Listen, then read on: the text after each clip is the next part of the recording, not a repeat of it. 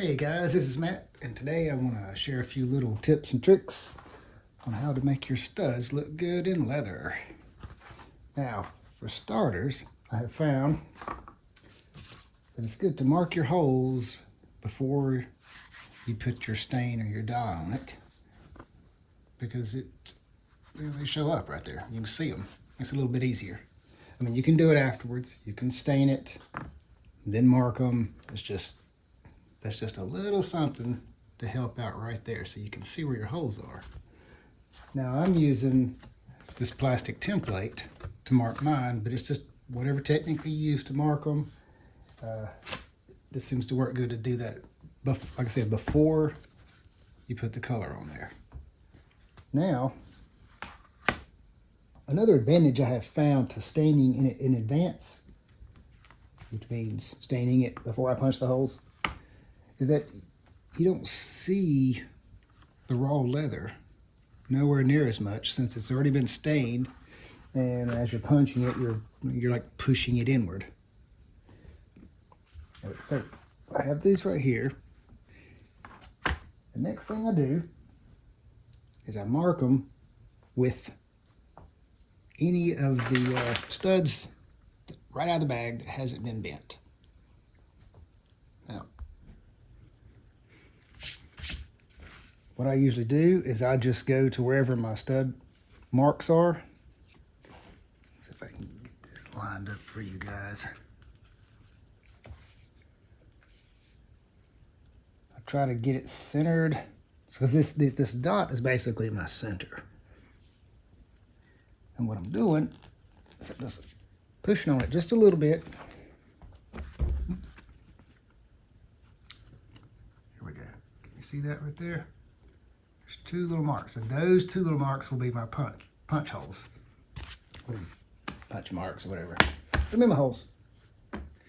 Anyway, I usually go down the line, mark them all, and then when it's time to punch, next little trick that I like to do is I like to set the hole slightly inside those two marks. So, all right, here we are. It's a little hard with this thing zoomed in. Okay, so here's the mark. I'm going to punch just a little bit to the inside on both sides. Punch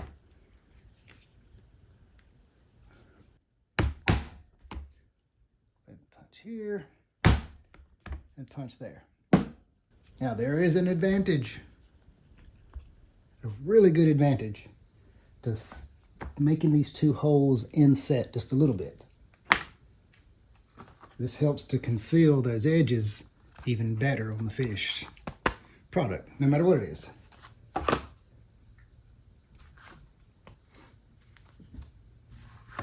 Okay. There, you see how the holes are slightly inset from where their actual prongs are on the stud. Now, next thing we do, now normally I would do all these at the same time.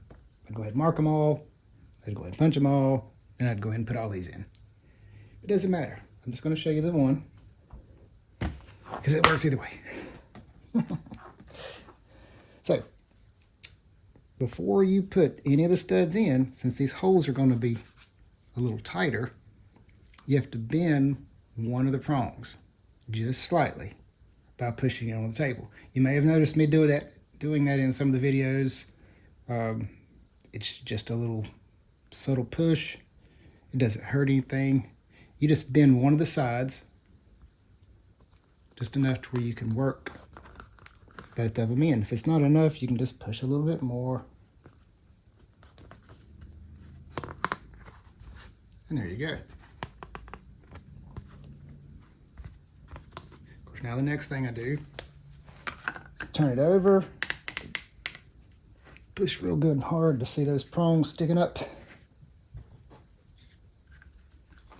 And they don't even have to stick up too much. I mean, because once you start hitting these, they're going to pull in on the leather. Now, this is where I use a ball peen hammer to hit these just lightly. Let's see if we can zoom in here.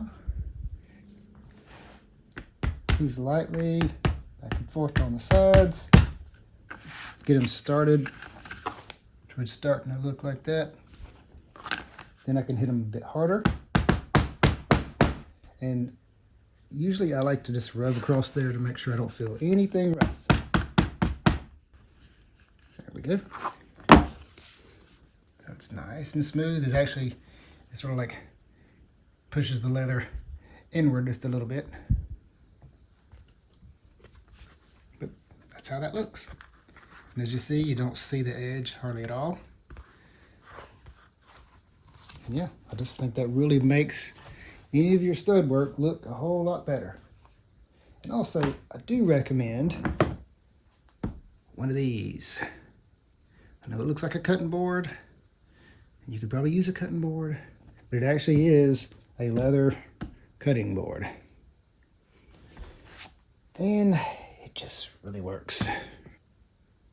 Especially when you're using one of these. This is a single prong lacing chisel. It just pops vertical holes right in the leather. But it makes such a deep puncture that these things really help out. Here's actually a smaller version, a leather working board. They don't cost too much, but they're very handy. But I'm sure you could use a cutting mat. You can use this rubber poundo board. This right here just seems to be really good at taking a hit.